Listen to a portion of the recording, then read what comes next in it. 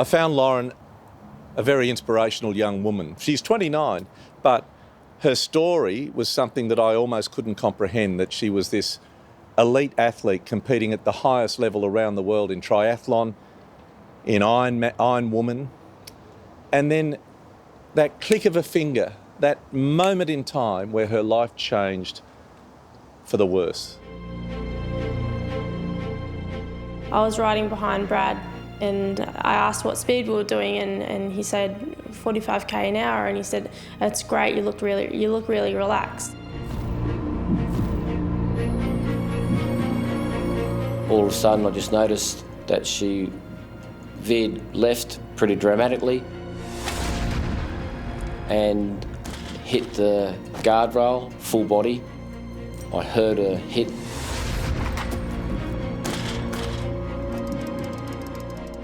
Her two tyres burst at the same time on a training run.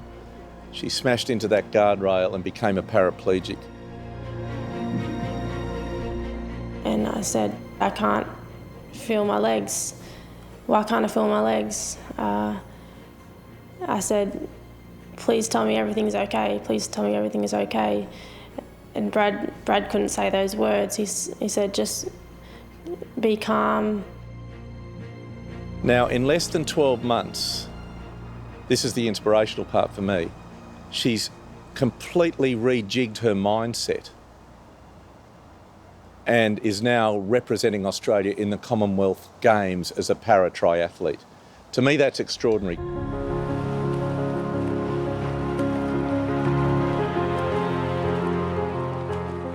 Can you believe what you've achieved?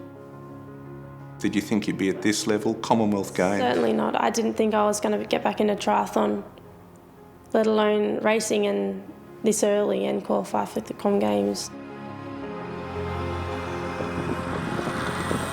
Commonwealth Games, after really only 2 races in the build-up, it's just magnificent what she's achieved, and the story left me full of admiration for her and I think full of inspiration. It's a story I think my friends with young children who whinge and wail about their lot in life should see, because it's about courage, it's about determination, it's about that will to succeed in the hardest possible circumstances.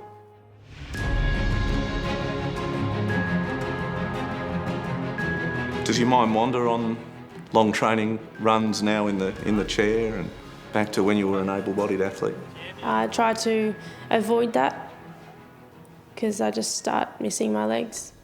I'm only happy when I'm training and racing. Outside of that, life in a chair, what you have to deal with, people don't understand what, spinal cord injuries actually do to a person. I always reckon we live in a world that's really intense. It's never been more intense. And I hope people can just stop and watch this story and put the brakes on in their lives and realise how lucky they are, and realise that when